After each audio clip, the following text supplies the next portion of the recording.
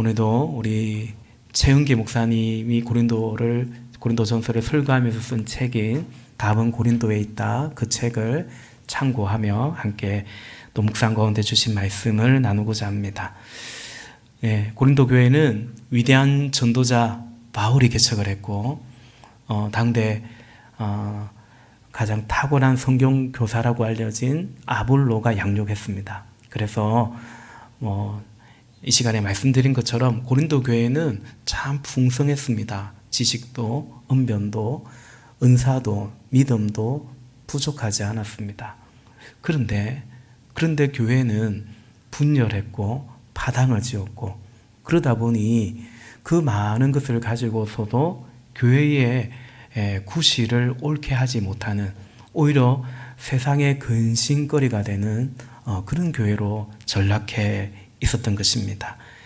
고린도전서 1장 12절에 보니까 나는 바울 편이다, 나는 아볼로 편이다, 나는 게바 편이다, 다 싫다, 나는 그리스도 편이다, 이렇게 파당을 짓고 있었던 것입니다. 제가 그런 말씀 드렸죠. 교회 안에 파당이 있으면 싸우지 않아요. 다만 파당을 짓고 있어요. 그러면 그 교회는 아무 일을 못합니다. 예컨대 담임 목사가 뭘 하려고 해도 이 파가 걸리고, 또 뭘 세우려고 해도 파가 많네, 저 파가 걸리고, 그러니 교회가 겉으로 보기에는 괜찮아 보여도 교회의 존재 목적을, 사명을 이루어가기가 힘들어집니다. 사단은 그걸 이제 노리고 있는 것입니다.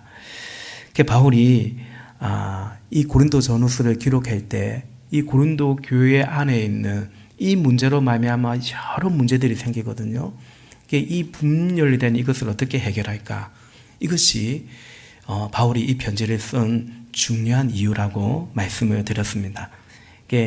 앞서 1장에 이어서 오늘 본문인 2장에서도 바울은 이 고린도 교회의 분열의 이 문제를 해결하고자 하는 강력한 의지를 가지고 이들을 설득해 가고 있습니다.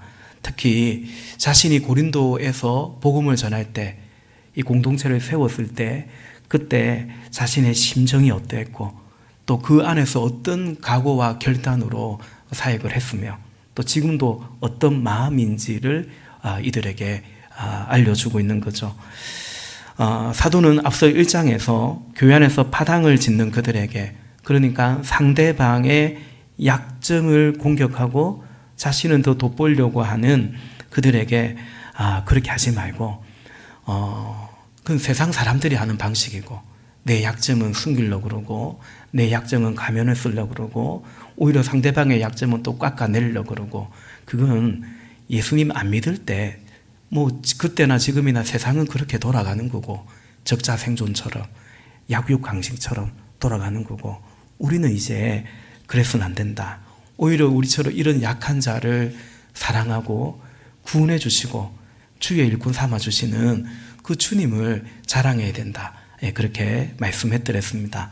파당을 짓는 것은 자만하기 때문이고, 자만하기 때문에 내가 잘난 줄 알고 내 잘남을 막 말하고 싶고, 그러다 보니 상대방은 헐떡게 되고, 그러면 이제 교회는 분열이 되더라라는 것입니다. 바울은 이 고린도 교회의 이런 모습은 십자가의 도, 십자가의 복음과 정확히 상충하는 것이라고, 그것은 복음을 거절한 사람들의 논리와 사고방식이라고 말한다라는 거죠. 우리 지난주에 봤습니다. 고린도전서 1장 보실래요? 23절과 24절에 보면 우리는 십자가에 달리신 그리스도를 전합니다. 그리스도가 십자가에 달리셨다라는 것은 유대 사람에게는 거리낌이고 이방 사람에게는 어리석은 일입니다. 그러나 부르심을 받은 사람에게는, 유대 사람에게나 그리스 사람에게나 이 그리스도는 하나님의 능력이요 하나님의 지혜입니다. 아멘. 우리 이제 찬양 인도하시는 인도자가 전주 설교 말씀을 듣고 묵상하면서 주로는 그 다음 주에 선곡을 하는 것 같습니다. 오늘도 우리가 함께 찬양했죠. 예수님은 하나님의 완전한 사랑이고 값없는 은혜이고 놀라운 지혜라고. 그렇죠. 우리는 그 주님을 고백하는데 그런데 여러분, 십자가에 매달린 거기서 죽은 그 그리스도는 한없이 나약해 보이죠.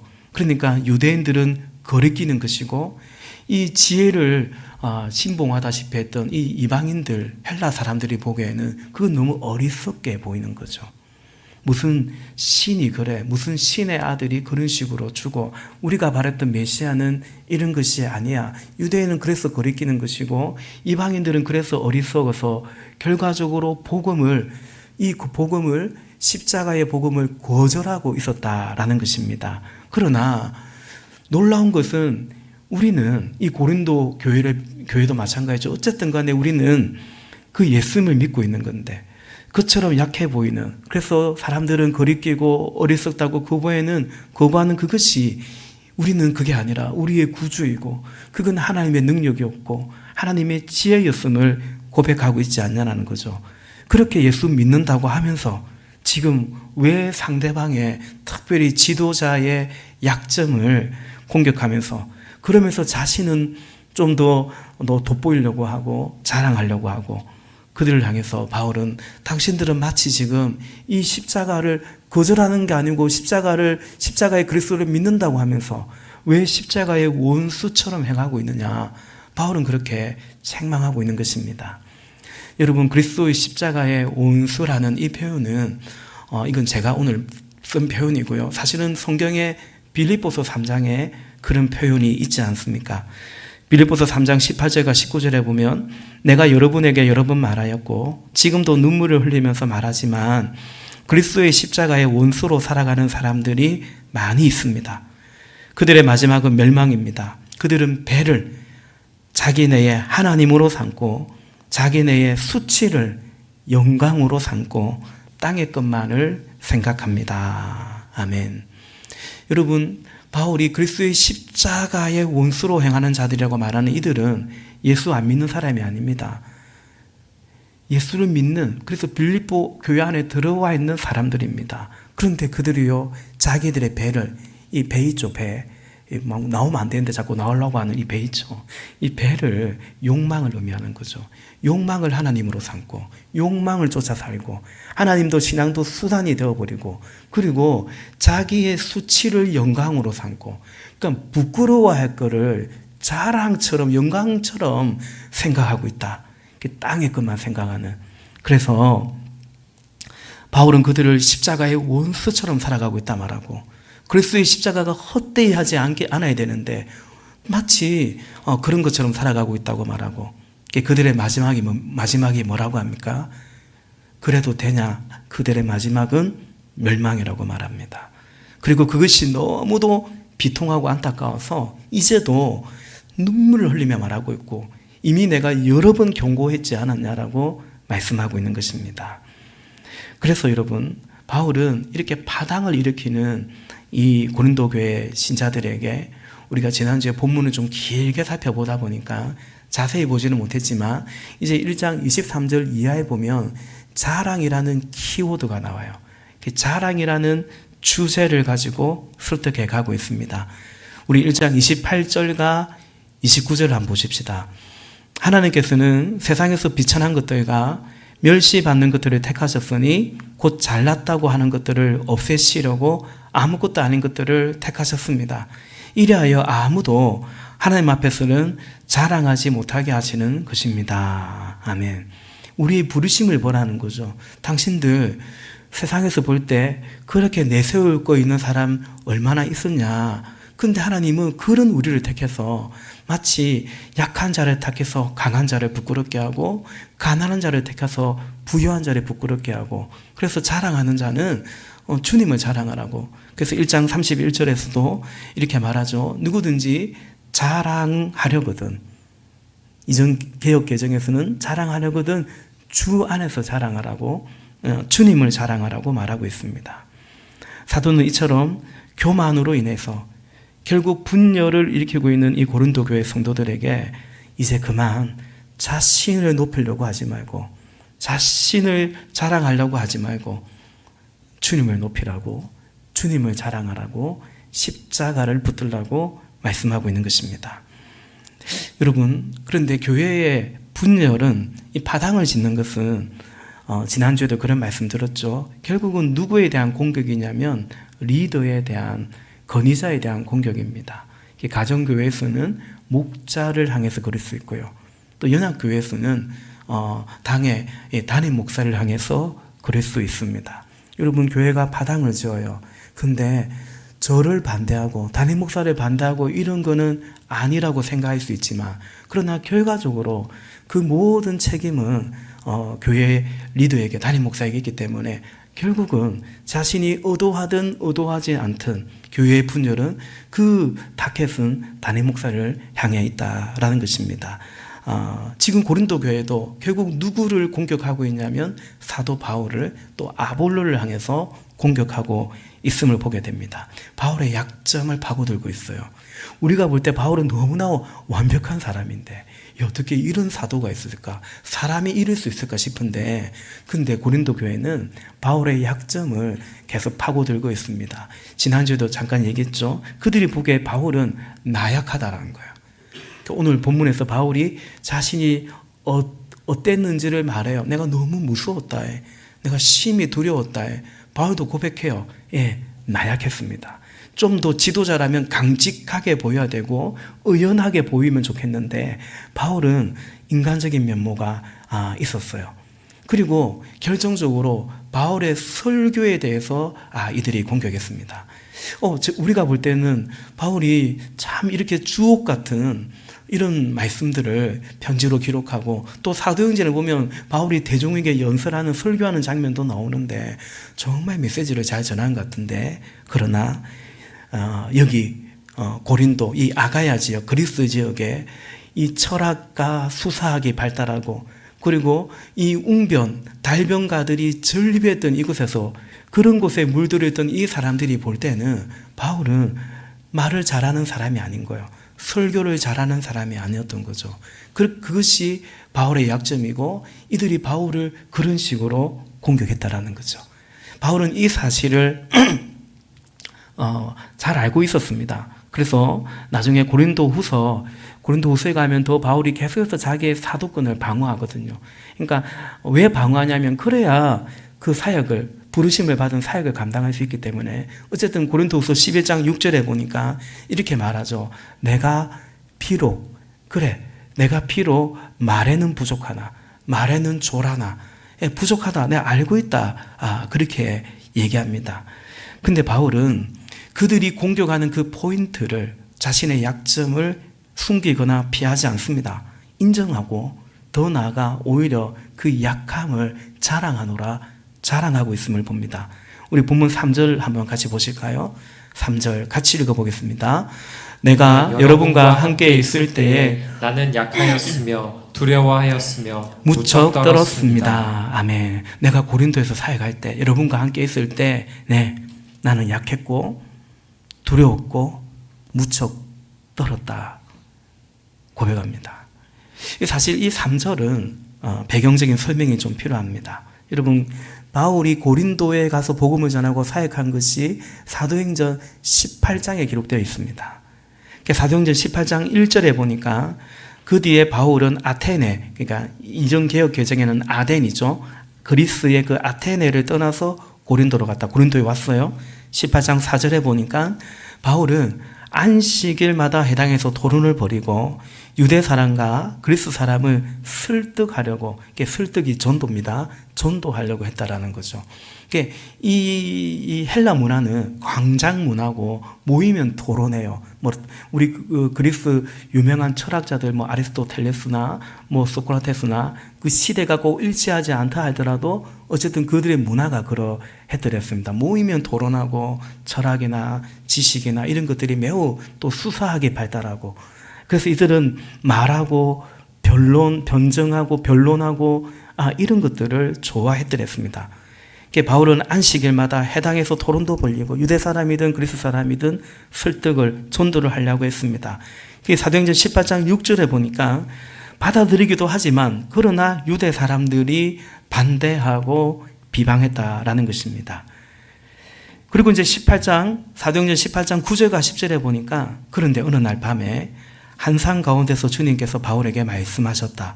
예수님께서 바울에게 말씀하셨다는 거죠. 무서워하지 말아라. 잠자코 있지 말고 끊임없이 말하여라. 내가 너와 함께 있으니 아무도 너에게 손을 대어 해하지 못할 것이다. 이 도시에는 나의 백성이 많다. 내 백성이 많노라. 예수님이 친히 바울에게 그렇게 말씀하셨어요. 그러자 18장 11절 말씀해 보니까 바울은 이제 그 고린도에서 하나님 말씀을 가르치면서 잠잠하지 말고 말하라 했거든요. 말씀을 전하면서 1년 6개월 동안 그곳에 머물렀다라는 것입니다. 우리 지도도 잠깐만 보겠습니다. 지도도 이제 여러분 보기에 저 끝에 보면은 저 끝에 잘 안 보이는데 여기 비시디의 안독 말고 저 시리아의 안독에서 바울이 출발하죠. 원래는 바나바랑 같이 가려다가 한판 싸우고 갈라져가지고 신라를 데려가서 원래는 1차 전도 여행한 그 지역을 다시 한번 돌아보려고 했어요. 근데 성령께서 아시아가 아닌 유럽 쪽으로 가라고 하시는 거예요. 결정적으로 마케도냐인의 그 한상을 보여주시면서 건너와서 우리를 도우라라는 거예요.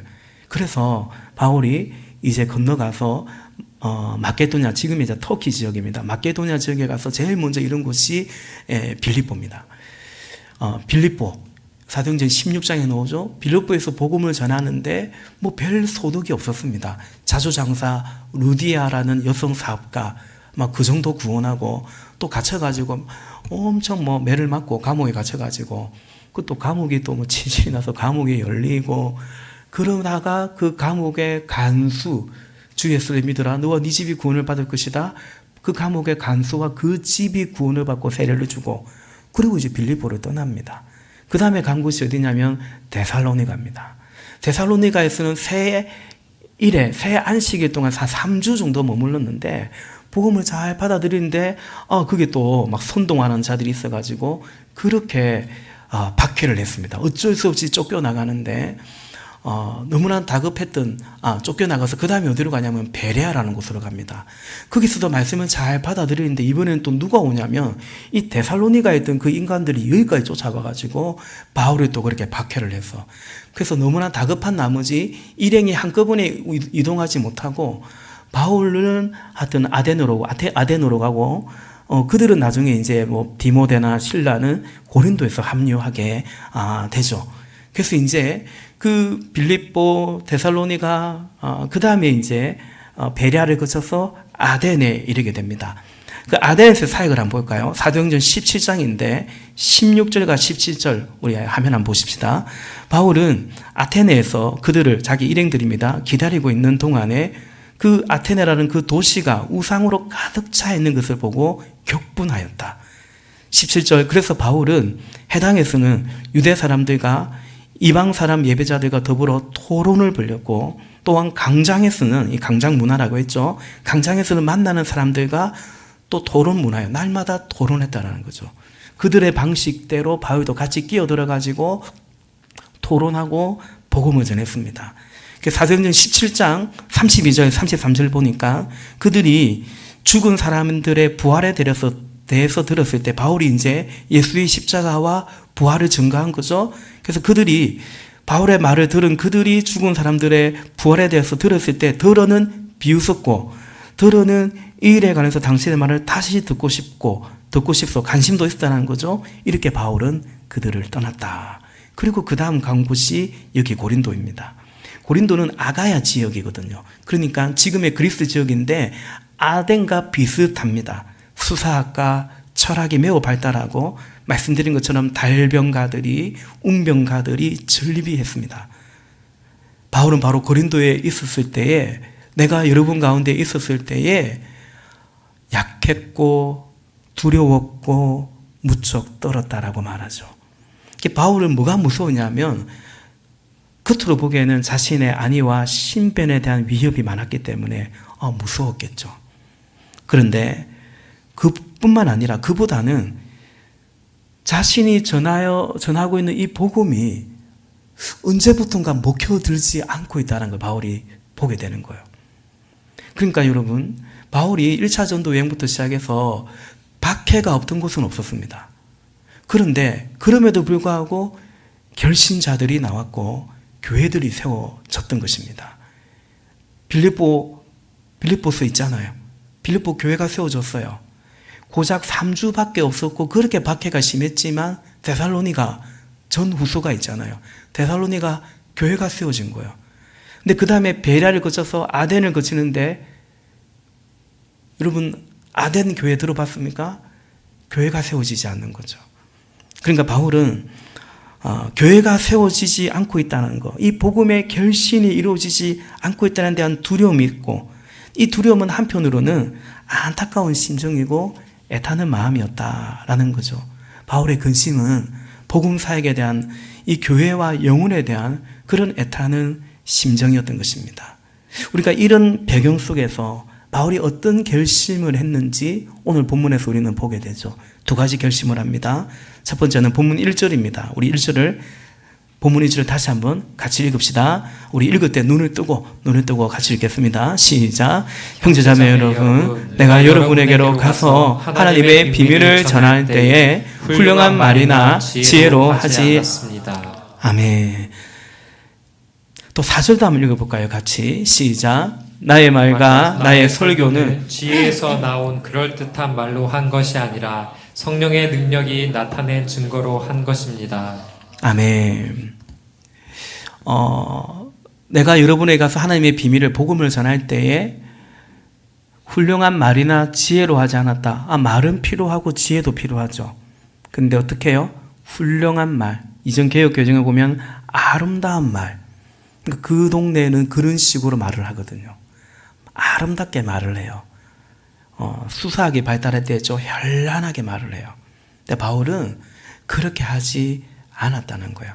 왜냐하면 그러다가 십자가에 달리신 예수 그리스도와 부활이 오히려 희석될까봐, 희미해질까봐, 그래서 원색적으로 예수 그리스도를 십자가에 달리신 그리스도와 그의 부활을 통해서 우리에게 임한 하나님의 구원에 관해서 말했다. 이제 그 말입니다.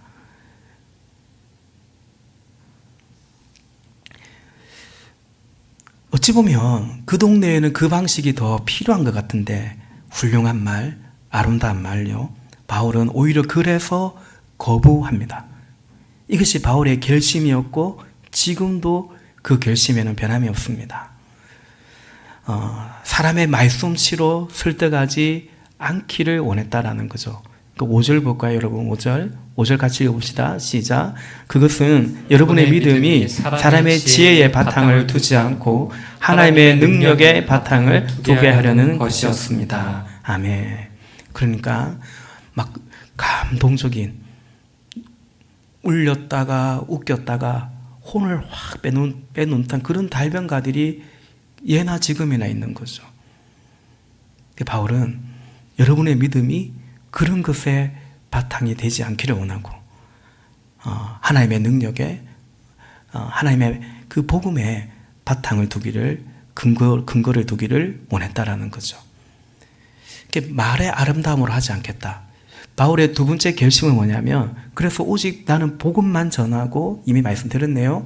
복음만 전하고 나는 오직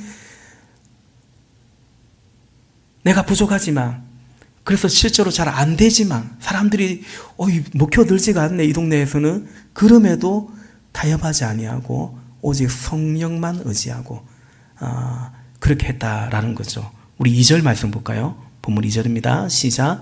나는 여러분 가운데서 예수 그리스도 그 십자가에 달리신 그분 밖에는 아무것도 알지 않기로 작정하였습니다. 아멘. 제가 종종 말씀드리지만 바울은 보통 사람이 아닙니다. 바울은 아주 날 때부터 좋은 가문에서 태어났고 당대 최고의 학부라고 할 수 있는 가말리알 문화생이었고, 또 태어날 때부터 로마 시민권이라서 그 로마 시민권을 가진 사람으로서 누리는 것들을, 또 혜택들은 다 누리고 살았고, 여러분 그래서 바울이 의지간하게, 사실은 그 동네 아덴이든 고린도든 그 현자들, 웅병가들, 사실 바울이 말과 지혜에서 그렇게 밀릴 만한 사람은 아니에요. 근데 바울이 어떻게 합니까? 예수 그리스도 그 십자가에 달리신 그분 밖에는 아무것도 알지 않기로 의지적으로, 다른 말 하지 않기로 의지적으로 작정했다라고 말하고 있습니다. 4절 후반부에 보면 4절 제가 다시 한번 읽어볼게요. 나의 말과 나의 설교는 지혜에서 나온 그럴듯한 말로 한 것이 아니라 성령의 능력이 나타낸 증거로 한 거다라는 거죠. 그러니까 이것도 여러분, 바울이 말할 때 막 불이 나가고, 바울이 설교하면 갑자기 막 귀신이 쫓겨나가고, 병자가 막 안정배가 일어나고, 그 말을 하는 게 아니에요. 성령의 능력이라는 것은 그 말이 아니고 오직 말씀만 전했다는 뜻이에요. 모든 성경은, 디모데후서 3장에 모든 성경은 하나님의 감동으로 된 거예요. 그러니까 하나님의 말씀 아닌 다른 얘기를 안 하려고 했다. 바로 그 뜻이기도 합니다. 여러분, 바울은 고린도에서 인간적인 면으로 볼 때는 한계를 직면한 것 같습니다. 그런데 그것은 그의 약함과 그의 한계, 그 절박함은 결국 성령님을 더 의지하는 간절함이 되었고, 그래서 성령의 능력이 되었다라고 말합니다. 여러분, 바울에게는 사명감이 있었죠. 복음을 전하고 주의 교회를 세우고자 했던 사명감이 절실하고 확고했더랬습니다. 그 절실함 속에서 바울은 하나님의 성령의 능력을 또 간절히 의지했던 것입니다. 여러분, 우리가 좀 절실해야 됩니다. 절실해야 간절해집니다. 그러니까 유유자적 신앙생활 뱃놀이 하듯이 하면 간절함이 없죠. 제가 지난주에도 어느 지체 신방회 하면서 내가 그런 얘기 좀 했습니다. 형제, 미안한데 좀 더 절실해야 돼. 그래야 당신이 간절해질 거야. 계속 우리가 뭐 요요라는 게 꼭 잘못은 아니지만 그러다 보면 간절함이 없는 거예요. 막 괜찮은 거예요. 그런데 사실은 또 그렇게 만족하냐? 만족하지 않는 거죠. 사실은 나 이 인생에 대해서 조바심도 있는 거죠. 그런데 제가 볼 때 이 친구가 아직은 간절하지 않아요. 절실하지 않은 것 같아요. 그걸 좀 말해 주었더랬습니다. 바울은 고린도 교회를 향해 자신의 약점, 그들은 사실은 그걸 공격하고 있잖아요. 바울은 어떻게 했냐? 인정하고 더 나아가 자랑하죠. 본문 3절에서도 그렇게 고백하고요. 또 우리가 잘 아는 고린도후서 12장 9절 말씀에 그러므로 그리스도의 능력이 내게 머무르게 하게 하여 나는 더욱더 기쁜 마음으로 내 약점들을 자랑한다라고 말하죠. 그러니까 약하기 때문에 주를 의지하네요. 그랬더니 그리스도의 능력이 내게 머물게 되네요. 그러니 내가 약하지 않았더라면 그냥 내 능력으로 살 뻔했는데 내가 약함으로 주를 의지함으로 주의 능력이 내게 머물고, 그래서 내 능력으로 나 정도로 살지 않고 주의 능력을 덧입어서 주의 일을 감당하는 그런 인생이었노라. 그것이 은혜였노라. 그래서 나는 내 약점을 자랑하노라 고백하고 있는 것입니다. 그 약점들이 내 삶 속에 하나님의 능력으로 역사했다라는 고백이죠. 바울에게는 하나님을 자랑하고 하나님의 영광을 드러내고자 하는 열망이 있었습니다. 그리고 내가 내 삶을 통해서 하나님의 영광을 드러내기 위해서 나의 약점은 더 요긴하고 유리하다고 판단을 한 것입니다. 여러분, 그렇습니다. 그 상황에서 그렇게 약한 사람이 그렇게 헌신한다면, 우리 최영계 목사님이 우리 교회 와서 부흥회할 때 그런 말씀하셨죠. 드릴 수 없는 종에 드릴 때 감동이 되는 거죠. 시간이든 물질이든. 우리 오늘 예지 목자 규미 목부도 저랑 면담할 때는 상황적으로는 목자를 하기 힘든 상황인데, 그런데 주께서 원하신다. 오직 그것에 순종하는 마음으로, 그러면서도 여전히 자신의 부족함을 생각하지만 그런 거죠. 그러니까 여러분, 우리 구약에 보면 이스라엘이 전쟁을 할 때 이스라엘이 강해서 이긴 전쟁이 별로 없어요. 대표적으로 사사기를 보면 기드온이라는 사사 때 미디안과 전쟁을 하는데 이스라엘 군사 다 모아도 완전히 열세예요. 근데 하나님이 어떻게 하세요? 많다, 돌려보내라. 겁나 무섭다 하는 사람 돌려보내라. 무섭죠, 전쟁 나가는데. 돌려보내라. 또 물을 먹는데 뭐 엎드려 먹는지 손에 받아 먹는지 하여튼 뭐 그게 중요한 게 아니라 하여튼 그렇게 해가지고 또 떼라. 그래가 결국 몇 명 남았습니까? 기드온과 몇 명이죠?